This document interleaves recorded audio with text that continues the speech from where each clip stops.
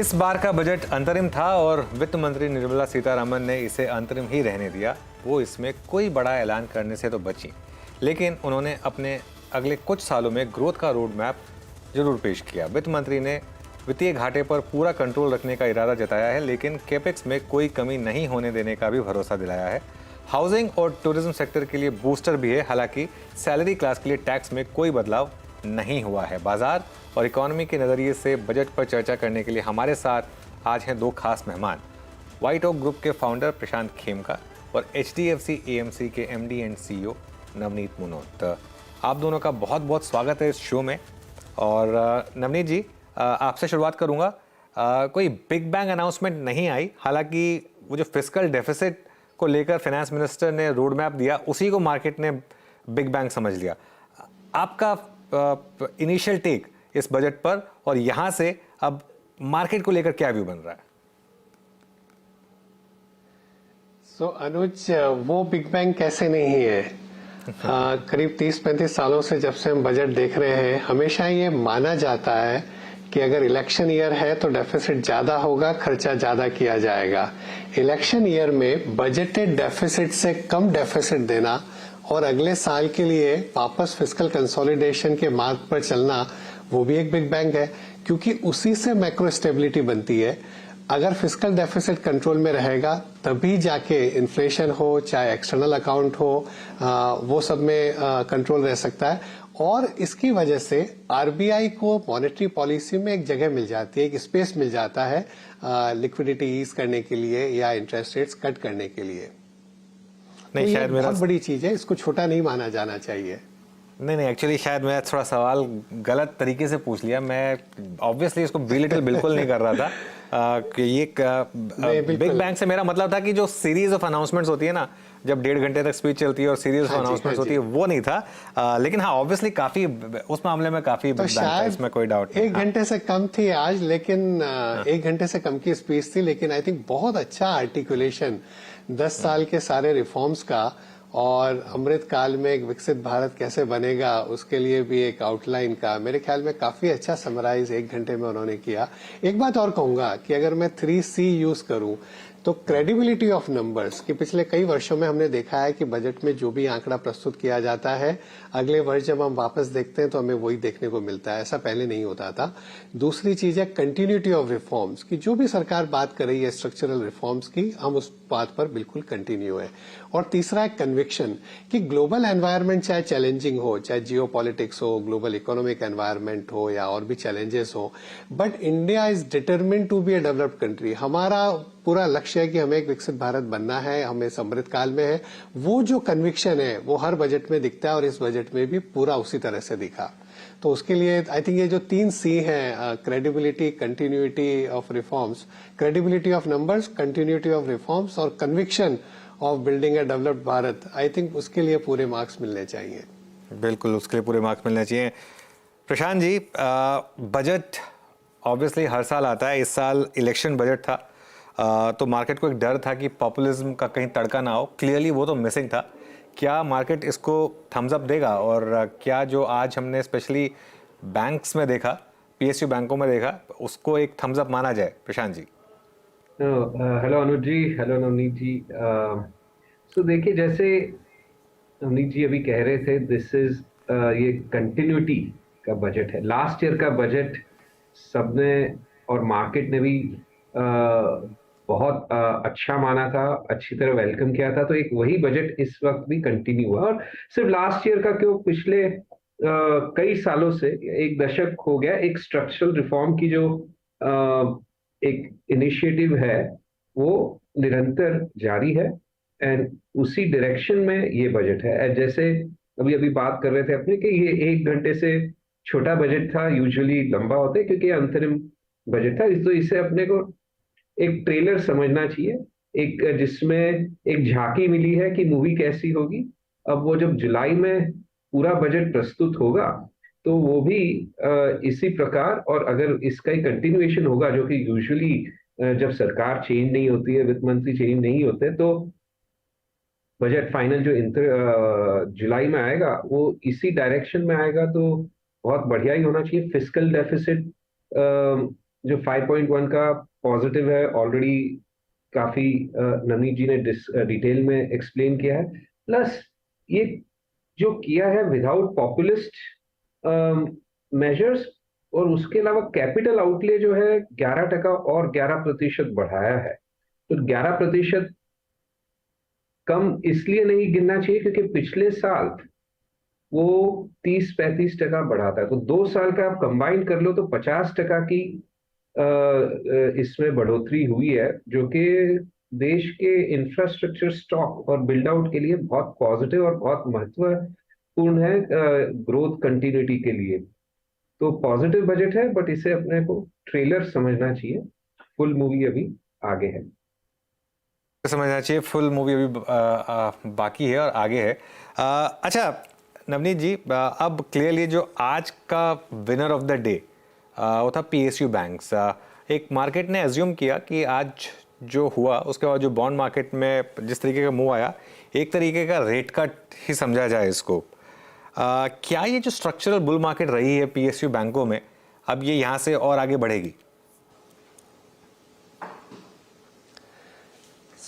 मैं तो ये कहूंगा कि जो फिस्कल कंसोलिडेशन के पाथ पर अगर हम रहते हैं और जिस तरह से चाहे पॉलिसी प्रूडेंस, अजाइल एग्जीक्यूशन और इफेक्टिव कम्युनिकेशन दोनों का, सरकार का भी और रेगुलेटर्स का भी, मॉनेटरी पॉलिसी जो आरबीआई बनाते हैं उन दोनों का कंबाइंड, उसी का एक रिजल्ट है कि हमारे बॉन्ड मार्केट रिलेटिवली बहुत स्टेबल रहे। बॉन्ड यील्ड्स अगर भारत के देखोगे, अगर हम कंपेयर करें विश्व के दूसरे बॉन्ड मार्केट के कंपैरिजन में, तो काफी स्टेबिलिटी हमारे मार्केट में देखने को मिली। इन्फ्लेशन भी रिलेटिवली हमारे यहाँ लास्ट ईयर बेटर दिखा विश्व के कई दूसरी जगहों से। सो अगर सप्लाई साइड रिफॉर्म्स रहते हैं और अगर गवर्नमेंट फिस्कली रिस्पॉन्सिबल रहती है तो आरबीआई के पास एक स्पेस ओपन अप हो जाता है, और मुझे लगता है कि शायद ब्याज की दरें पीक हो गई और यहां से गिर सकती हैं। थोड़ी गिरावट तो हमने पिछले कुछ दिनों में देखी है, पर्टिकुलरली जो लॉन्ग एंड है, जो करीब 30-40 साल वाले जो बॉन्ड है, वो 20-25 बेसिस पॉइंट उनमें ब्याज की दरें कम हो गई, बॉन्ड के प्राइसेस ऊपर आ गए। तो वो जनरली अच्छा माना जाता है बैंक्स के लिए। और अगर लिक्विडिटी इंप्रूव होती है, पिछले कुछ महीनों में लिक्विडिटी काफी टाइट रही है, जो कॉल मनी के रेट्स हैं या जो शॉर्ट टर्म की जो रेट्स हैं वो काफी ऊपर रही है लिक्विडिटी टाइट की वजह से। अगर लिक्विडिटी थोड़ी रिलीज होती है तो बैंकों के लिए अच्छा होता है, क्योंकि जो एमसीएलआर से लिंक्ड लोन्स हैं, जबकि उनकी बोरोइंग रेट बढ़ गई बिकॉज लिक्विडिटी टाइट है और सामने लैंडिंग रेट में करीब 20-25 बेसिस पॉइंट का फर्क हो गया, तो वो एक फायदा होना चाहिए। ओवरऑल बैलेंस शीट्स अच्छे शेप में है, NPA levels are multi year low, तो मेरे ख्याल में और क्रेडिट ग्रोथ बढ़ती है अगर ग्रोथ के साथ, तो बैंक्स के लिए अच्छा है। बिल्कुल। प्रशांत जी, सेम क्वेश्चन आपके लिए। अब आरबीआई पॉलिसी पर नजर रहेगी मार्केट की, लेकिन क्या आज के इस इवेंट के बाद और ऑल्सो कंसिडरिंग जो फेड का व्यू रहा है, जो रिसेंटली क्रूड मार्केट में हुआ है, आरबीआई की तरफ से आपको लगता है क्या सिग्नल मिलने चाहिए मार्केट को? आई थिंक अगर ये आप फिस्कल डेफिसिट का जो कंजर्वेटिव फिस्कल पॉलिसी रही है सरकार की, और ये फिस्कल डेफिसिट उसका एक एग्जांपल है, उससे आरबीआई को भी जरूर एक फ्रीडम ज्यादा मिलता है, क्योंकि एक रीत से ये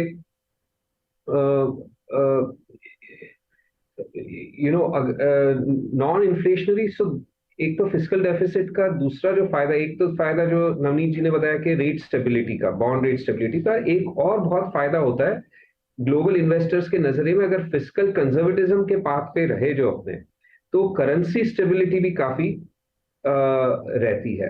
अपने 10-11 साल पहले अगर आप जाए तो शायद 2013 के टाइम पे, जब फ्रेजाइल 5 में इंडिया एक गिना जाता था, करेंसी काफी डिप्रिशिएट हुई थी रैपिडली और बहुत वॉलेटिलिटी थी करेंसी में, तो उसके बाद जो आपने देखा है तो धीरे धीरे करेंसी में काफी स्टेबिलिटी आई है, क्योंकि एक फिस्कल कंजर्वेटिज्म जो प्रैक्टिस किया है गवर्नमेंट ने उसके चलते, तो उससे आरबीआई को काफी फ्लेक्सिबिलिटी मिलती है, क्योंकि एक वेरिएबल स्टेबल और एक वेरिएबल स्टेबल हो जाता है, करेंसी का वेरिएबल। तो जरूरी नहीं है कि अभी इसके चलते आरबीआई रेट कट करने के चांसेस बढ़ जाए। इकोनॉमी वैसे भी काफी रोबस्ट पाथ पे है, ग्रोथ रोबस्ट पाथ पे है, तो वो गन पाउडर जो है आरबीआई डिसाइड कर सकता है कि अपने पास रखे, इतनी जल्दी क्यों यूज करना है? और अगर आरबीआई रेट कट नहीं भी करता है तो मैं ये समझूंगा कि उनके अनुमान से इकोनॉमिक ग्रोथ बहुत रोबस्ट है और अभी रेट कट करने की जरूरत नहीं है।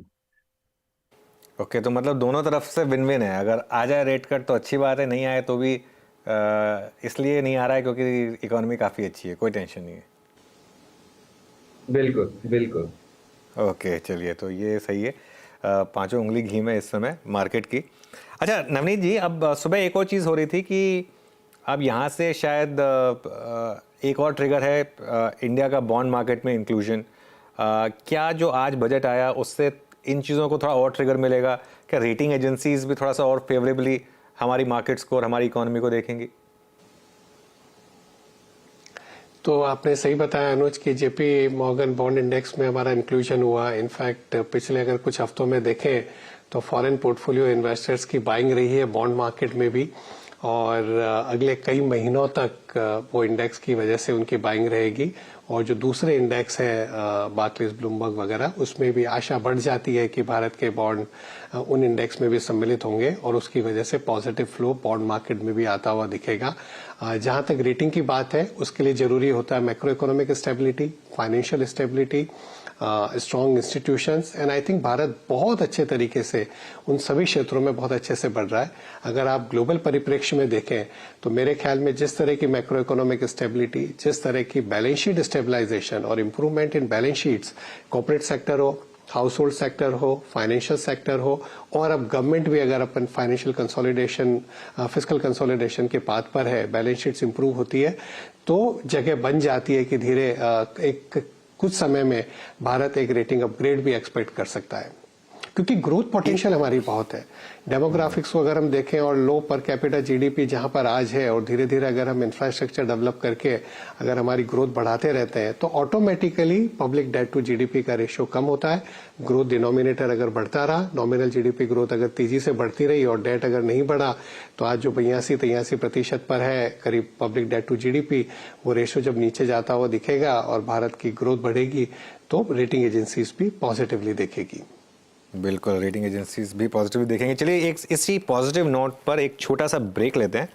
ब्रेक लेकर जब वापस लौटेंगे तो उसके बाद बात करेंगे कि अब मार्केट में यहाँ से क्या, बजट आ चुका है और अब मार्केट का फोकस होगा अर्निंग्स पर, आरबीआई पॉलिसी पर, ग्लोबल क्यूज़ पर।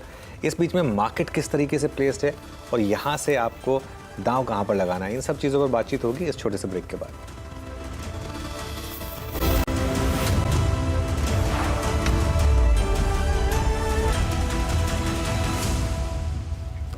Welcome back. ब्रेक से पहले हम बात कर रहे थे एक possibility of rating upgrades, India का inclusion different bond market index में। प्रशांत जी, मेरा सवाल ये है कि जब इतनी सब कुछ पॉजिटिविटी है तो उसके बावजूद एफआईआईज क्यों इतना सेल कर रहे हैं? क्यों बाइंग नहीं आ रही? क्यों हमारी मार्केट अब सोली रिटेल पैसे से चल रही है? देखिए, एफआईआईज इनफ्लो आप जनवरी का अगर आंकड़ा पकड़ रहे हो तो भले थोड़ा बहुत ऊपर नीचे हो सकता है, बट दिसंबर में मेरे ख्याल में बहुत स्ट्रांग था। स्पेशली नवंबर 30 के स्टेट रिजल्ट्स के बाद में बहुत स्ट्रांग आंकड़ा था, और ये स्टॉक स्पेसिफिक भी काफी सेलिंग आई है रिजल्ट्स को, कोई बड़ी कंपनियों के रिजल्ट्स को चलते। बट हमारा अनुमान यह है कि अगले चंद महीनों में बहुत स्ट्रांग एफआई इनफ्लोस जारी रहेंगे। ऑलरेडी इंक्वायरी लेवल्स जो आज की तारीख में एफआईएस की देखने को मिल रही है, मेरे हिसाब से पिछले 17 साल में, 18 साल में, 2006-2007 से प्रोफेशनली जो मैनेज कर रहा हूँ इंडिया फंड्स, उसमें आज जितनी स्ट्रांग इंक्वायरी लेवल और इंटरेस्ट पहले कभी देखने को नहीं मिली है एफआईएस से। एक इवेंट है जरूर, मई का जो है इलेक्शंस का इवेंट, वो कई एफआईआईज हो सकता है थोड़ा वेट करेंगे कि भाई वो इवेंट खत्म हो जाए। सब श्योर है आज की तारीख में मार्केट में, सब इन्वेस्टर्स श्योर है। फॉरेन इन्वेस्टर्स को भी काफी हाई कन्विक्शन है कि कोई डिस्ट्रप्शन नहीं होगा। आज का बजट ये दिखा रहा है कि गवर्नमेंट भी काफी श्योर है उनके प्रोस्पेक्ट्स के बारे में इलेक्शन को लेके। बट फिर भी एक वो इवेंट अपने देख ले और पीछे चला जाए तो मई के बाद में और तेजी पकड़ने की आशा है फॉरेन इन्फ्लोज की, बट मेरे हिसाब से बिटवीन नाउ और मई एज वेल बहुत स्ट्रॉन्ग फ्लोज देखने को मिलेगा एफआईआई के। ओके, चलिए ये बात हो गई एफआई फ्लोज की। अच्छा नवनीत, इसका मतलब ये नहीं है ऑब्वियसली कि डोमेस्टिक पैसा वेलकम नहीं है। इनफैक्ट उसी ने मार्केट को काफ़ी सपोर्ट किया है और अभी भी पैसा काफ़ी आ रहा है। और अब मैं एक चीज़ सोच रहा हूँ कि अब अगर यहाँ से इंटरेस्ट रेट और नीचे आएंगे तो रिटेल के पास और फिर मौके कम होंगे और फिर स्टॉक मार्केट में ही पैसा आएगा। तो ये जो 17,000 करोड़ की सिप्स है ये 20-25 हज़ार करोड़ तक क्या पहुंच सकती हैं? और इतना पैसा म्यूचुअल फंड डालेंगे कहाँ पर फिर? नहीं अनुज, बिल्कुल पहुंच सकती है। और इतना बड़ा पैसा भी नहीं है। 20-25 हजार करोड़ महीने का अगर हम देखें, साल का 3 लाख करोड़, उसको दो परिप्रेक्ष्य में देखिए। एक तो देखिए जो टोटल सेविंग्स पूल है उनका कितना सा परसेंटेज आ रहा है, तो बहुत बड़ा नहीं है। और जिस तरह से मार्केट कैप बढ़ रहा है, अभी भी ओनरशिप म्यूचुअल फंड्स की तो सिंगल डिजिट में ओवरऑल मार्केट कैपिटलाइजेशन की, तो हमें तो अभी बहुत लंबा रास्ता है, बहुत आगे जाना है। धीरे धीरे डोमेस्टिक फ्लोज बढ़ते रहेंगे और ownership of domestic mutual funds market cap के अंदर धीरे धीरे बढ़ती रहेगी। ओके, नवनीत, तो आपके हिसाब से अब यहाँ पर गिवन एवरीथिंग कौन कौन से सेक्टर्स में अभी भी पैसा लगाना ठीक रहेगा?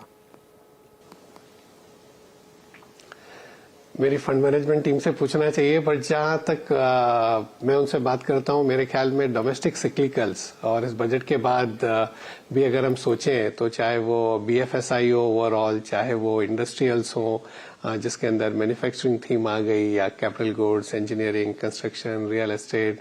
अगर मैं सर्विसेज में देखूं तो आज जैसे काफी लोग बात कर रहे हैं टूरिज्म की, हम काफी समय से कह रहे हैं कि भारत में बहुत संभावनाएं हैं उसके अंदर। और ओवरऑल अगर गवर्नमेंट कैश इंजेक्ट कर रही है सिस्टम में, पर्टिकुलरली इंफ्रास्ट्रक्चर क्षेत्र में, तो उसका अल्टीमेट परकोलेट डाउन तो कंजम्पशन में भी होगा ही। अगर जॉब्स क्रिएट होते हैं इन्वेस्टमेंट साइकिल की वजह से, और गवर्नमेंट अगर इलेक्शन के बाद और अगर कोशिश करती है रूरल इकोनॉमी को बेटर बनाने के लिए, तो over a period of time अब लो पेनिट्रेशन, लो पर कैपिटा कंजम्पशन, बहुत संभावना है कंजम्पशन में भी। तो मेरे ख्याल में स्टॉक स्पेसिफिक ज्यादा देखना चाहिए। कुछ ऐसे बाजार के एरियाज हैं जहां पर वैल्यूएशंस काफी हैं, थोड़े डिमांडिंग है, मेरे ख्याल में उनको छोड़ के जहां पर रीजनेबल है और over a period of time earnings growth के जरिए आप कंपाउंड कर सकते हैं, उन पर ध्यान देना चाहिए।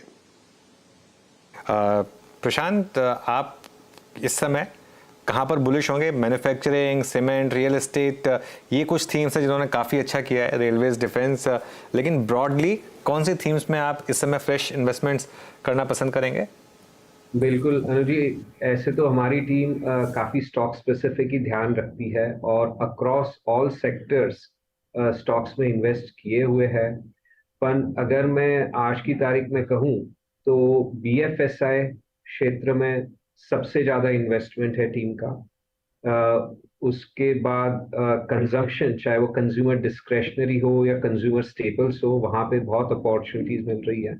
आईटी सर्विसेज में भी, हालांकि एक कॉन्ट्रेरियन कह सकते हैं आजकल, ऑब्वियसली आईटी सर्विसेज लोगों को डर लगता है ग्लोबल इकोनॉमी का क्या होगा और यूएस इकोनॉमी का क्या होगा। लास्ट ईयर डर ज्यादा था, अभी क्योंकि चूंकि फेड रेट्स डिक्रीज करने के